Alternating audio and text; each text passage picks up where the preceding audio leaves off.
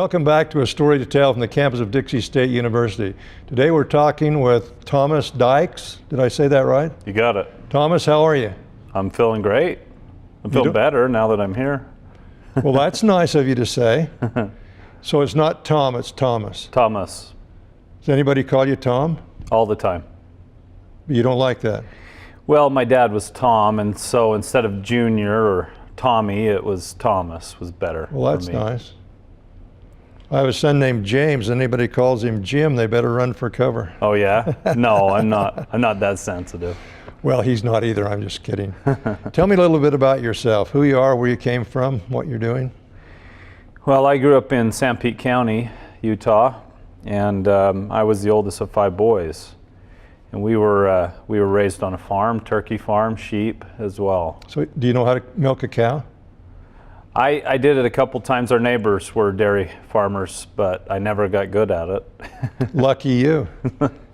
Yes, because I always found that, the smell of cows was harder to get off than turkeys. So I wasn't jealous of that, but it was nice to get raw milk at the neighbors. So yeah, I grew up in a family of all boys. In Sanpete County? North Sanpete County. And what happened to them? The boys, they're all grown, and they married and have kids, so it's fun to be an uncle. What about your parents? Are they still living? They're still there, and they're in their mid-60s, so they're still kicking about. But my dad's a very successful entrepreneur. He's got about 3 different things he does in real estate and insurance. My mom has worked for the church for 20 years. She's going to retire this year. What does she do for the church? She's over facilities management. In that area? Yeah, overall most of Sanpete County. That keeps her awfully busy. So she's responsible for cleaning all the churches there? That and fixing them and building them. She's in charge of billing, and yeah, there's a lot to keep churches going. You wouldn't think, but buildings that are used by humans a lot, they get a lot of wear and tear. Well, that's a novel thought. Yeah. How many buildings is she over? Oh, that's a good question. Several stakes, so she would have probably at least a dozen or more buildings. That's a big job. Yeah, she's done it for decades. So. Well, what about you? Do you have any children? Are you married? I've got 1 wife, 3 kids.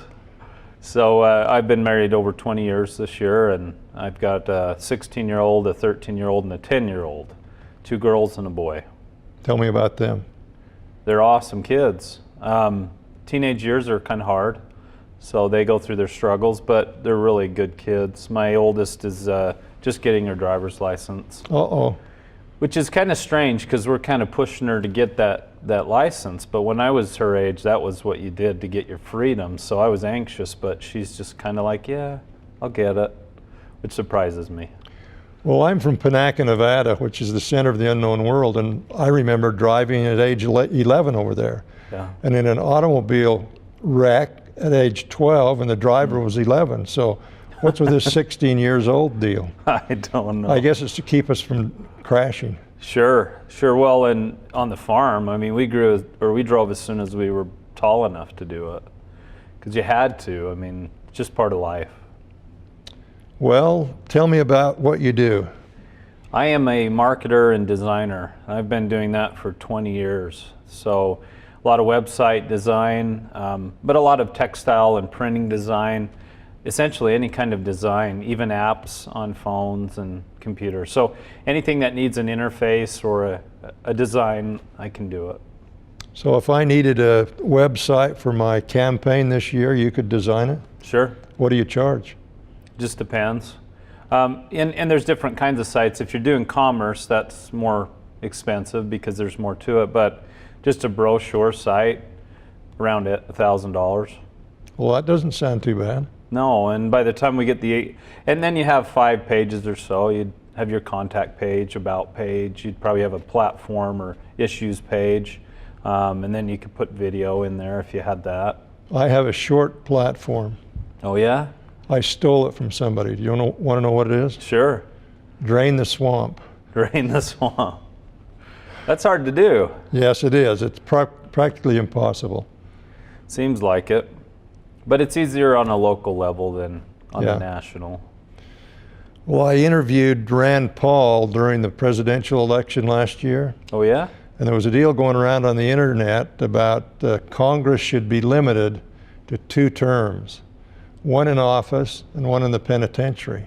And I told that to him, and he sort of laughed, and then he said, well, I think there's still some people in Congress that are honest. Yeah. So There's probably 1 or 2. it's hard to be a public figure. It's hard to be a politician. You don't know which way to jump, and so that you don't jump. Well, I heard you speak the other night. What was that about? The speech? Uh-huh. Well, that was, I've written a 5-part series of a seminar series, and that was part 2, which was about binding government down with the chains of the Constitution, which is a famous saying. But it was essentially educating people on what the Constitution is and what it is not, and what our attitude should be towards it. And sometimes we have a misunderstanding of what that is. So that's what the main gist was, is you don't have constitutional rights, you have constitutionally protected rights. And that's a big difference, because people think they get the right to carry, keep and bear arms from the Second Amendment, and that's not the case at all. So, Well, the Constitution sort of limits what the government can do rather than gives it rights. Is that what you're saying? well, it limits in that it says you can do these things, and that's it.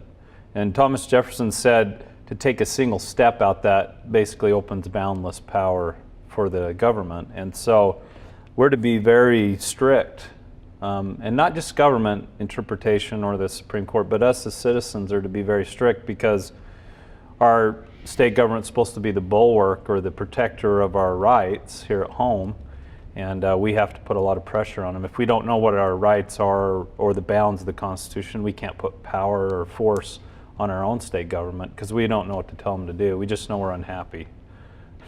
So we get angry a lot, but we don't know what exactly the solution is. What are the solutions? Well, principles are always the solutions. The commandments, the 10 commandments, are based on principles of not murdering or stealing or lying, but it also has positive prescriptions like honoring your mother and father.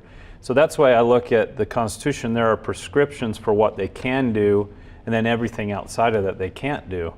And so if people would just look at there's a proper role of the state government, local government, federal government, understand that federalism is, this nation was built on this understanding of federalism, meaning there's a role for the federal government, but the federal government was created by the states. So if people understood that, they would say, okay, this is the proper role for the feds. Everything else is to the states under the 9th and 10th Amendment. So we as the citizens, because we're named we the people, we have to hold the feds within that box or chain them down. And we can't do that if we don't know what those powers are that are delegated. Well, a lot of people, or some people at least, think that the states get their power from the federal government. But it's just the reverse of that, isn't it? Yeah. Well, and we have said as a state, we will delegate these powers to you, federal government. We are giving these powers to you. And so, but the founders were wise in the 9th and 10th Amendment, saying anything outside of this contract or Constitution, they're reserved to the states or to the people. So the people are, to me, not the Supreme Court gets all of the attention that they're the final authority and interpreter, but the people are. I mean, the Constitution starts with them and it kind of ends with the people in the 9th and 10th. I won't get started on some of the later amendments because I really hate the 14th, 16th, and 17th. I think they undermine the 9th and 10th. How did they do that? How did they pass them? No, how did they undermine it? Well, that's a great question. In that seminar, we talked about how the 14th makes someone a citizen of the United States and of their own state. So they exhibited a lot of jurisdiction over us that they didn't have prior. Things like the national debt shall not be questioned. And then 16th really kind of was the basis for the income tax. There's a lot of debate whether that was ever the case, but we pay our taxes to the, through the IRS. We have to do that.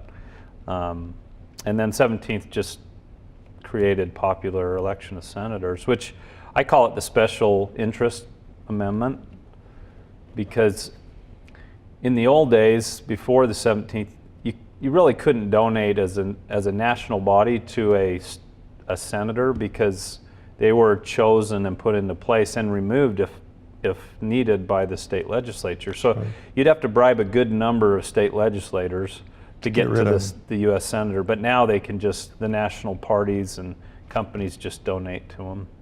So even if you got 100,000 people, which is a lot, angry at your sitting U.S. senator, you're not going to get him out of office. Not in my mind.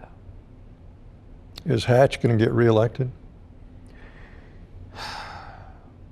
He's at his greatest risk ever of not. I would say no way, but I was there when Bennett was removed. I was one of the 140-ish votes that cast him out in 2010. So it's possible he could be You were a beaten. state delegate then? I was. I think it was 137 votes. So it's possible he could lose. I think that, and I don't have a big issue with age. I think there's a lot of wisdom that comes with age. But I don't think he has the vigorous nature he used to with every campaign, because 6 years is a long time, in a person's life when you get older. So I just don't think he's aggressive like he used to be. So it'll be interesting to see if someone's able to topple him. I would love to see him out. I think 7 terms is enough. Is it only 7? Yeah, it's only been since 1960 or 76. In the Sagebrush Rebellion and I think in the beginning he had a lot of, good principles. He wrote that forward to Cleon Skousen's book, The 5,000-Year Leap. So I think that I think it just happens to all of them. They get corrupted over time. It's hard not to. Well, wasn't Ted Moss the senator he was running against? Frank Moss. Frank Moss. Yeah, he'd only been in 2 terms. He was a Democrat. And wasn't there some saying that Hatch came up with? What do you do with a senator that's been... What do you call a 2-term senator? You call him home? Yeah, okay. I made a graphic of that this year, but it's kind of an old rub. I think probably since his 3rd term, that's come up every time, and I don't know how he squares that. I guess he probably just doesn't care because he can win. But yeah, it's definitely a contradiction. My wife, when we were talking about it, I was the chairman of the Weber County Republican Party when Hatch ran for his 3rd term. And my wife came up with this deal. Orrin had hatched a new plan. I thought that was pretty good. What else are we looking at that we should be concerned about? Well, I just read today that the Our Schools Now initiative, which is, well, I released a video on it. I'm actually releasing a video called The Full Truth about our schools now. And I don't really need to change it. It's in process, but they've decided they're going to reduce. They wanted to raise 0.5% on tax. I saw in the paper today where they decided to reduce that. They did it down to 0.4, but they say it'll still raise $1,000 per child in school, but it will be implemented all at once instead of over 3 years. So I thought, well, you took a little bite off that, but now you're going to implement it all at once, which will be more money out of our pocket within 1 year. So I've made it my personal mission to shut them down. The expose that I'm doing, I actually took the 7 signers of the application, and I have documented all of their ties, all of their organizations and connections, and they've been doing this stuff for years, raising taxes. So, well, how can they do it if they're not a governmental agency? Well, that's a great question. What they do is they work outside the normal process of like the legislature. They just get a ballot initiative, get 113,000 signatures, and that starts today, by the way, August 1st. They can gather signatures. That's why I'm trying to hurry and get this video out. They can go around that, and then once they get to April 15th and they qualify, then they can just put it on the ballot in November. What they'll do between April and November is just flood the airwaves. And unlike you and many citizens, there are a lot that they'll take that propaganda of it's for the youth and the children. And my argument's, well, we're taxed so highly as it is, and our dollar's being destroyed by the federal government through inflation and taxation, that all of the solutions they propose, we've already done 100 times. We've raised taxes for decades. John Dougal's, the state auditor, said $900 million will produce roughly a 1% increase in test scores. And so just throwing money at things doesn't solve the issue. The issue is this. First, we separate from the federal education program. We have to be out of that system because then we'll regain some independence. Common Core and SAGE and No Child Left Behind. We need to stop taking those incentives. And then once we have that independence, then we can truly start to say, okay, what should Utah's system be now that we're free of the feds? What should it be? Well, if I had my druthers, I wouldn't have any government in education whatsoever. Thomas Jefferson would agree on the K through 12 level. He advocated for that, and I like to debate him. The margins, I write down my arguments, but that's what they probably would love for us to do. But we also have higher education involved. So the state constitution says that higher education and public education are guaranteed to all children.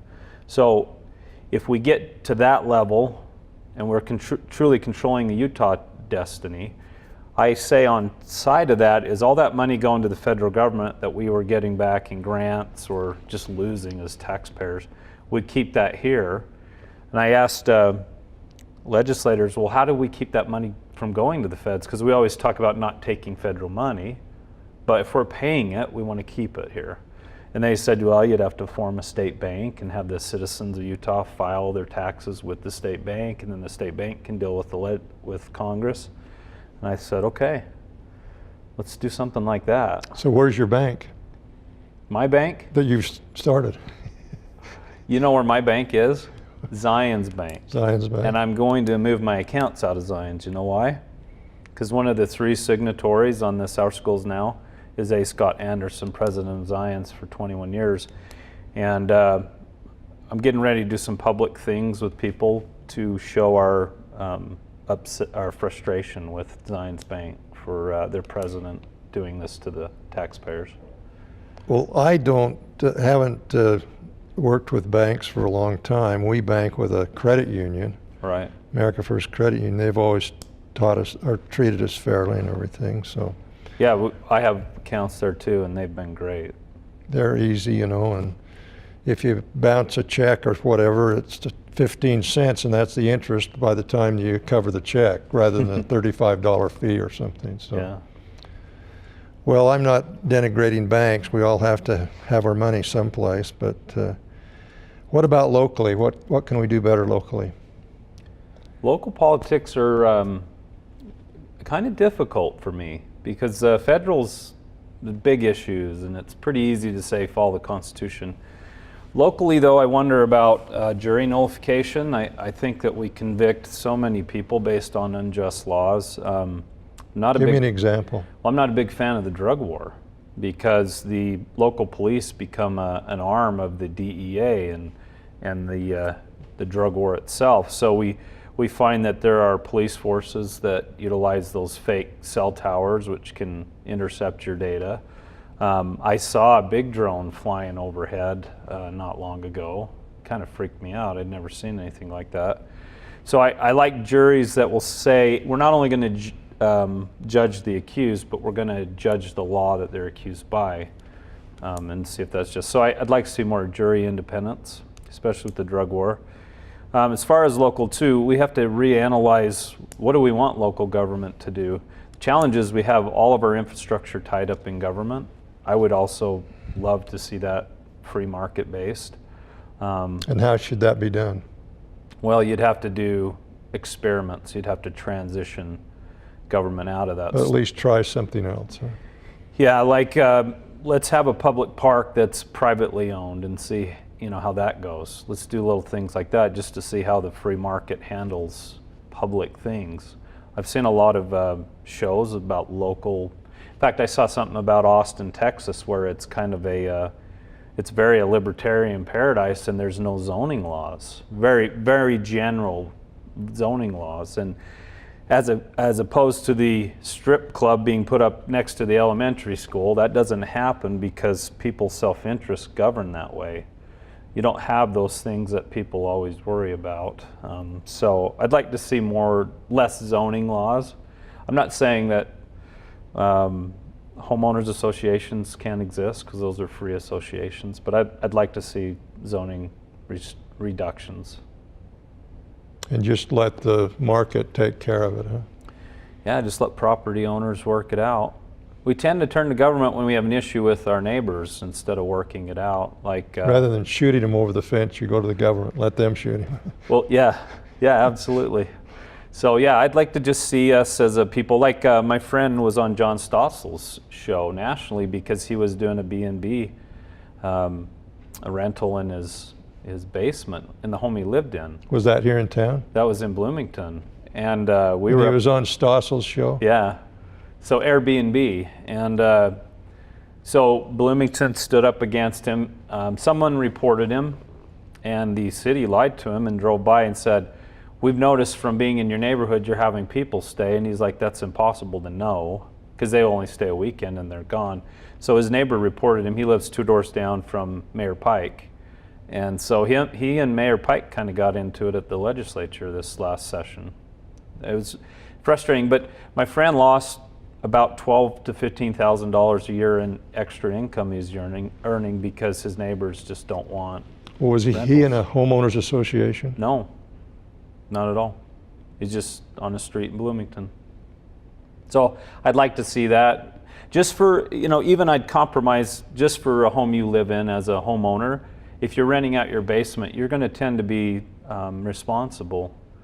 So I hate to see cities, and then John Stossel interviewed a hotel owner, owned 4 hotels, and he's all against the private rentals. And my friend said, well, that doesn't really impact his business per se. I mean, it's Oh, you said he's against it? The hotel owner is. Okay. But that's a self-interested statement. Well, I heard a rumor the reason the city is fighting the short-term rentals is to protect the hotels in town. Well, they had a hotel owner on their program saying, this is good, we got to stop it. I think we're in a new era where it's a sharing economy. You share your home, you share your car if you're an Uber driver. I just think we're in an era where it's just the way it is. I think the internet has changed fundamentally what we expect.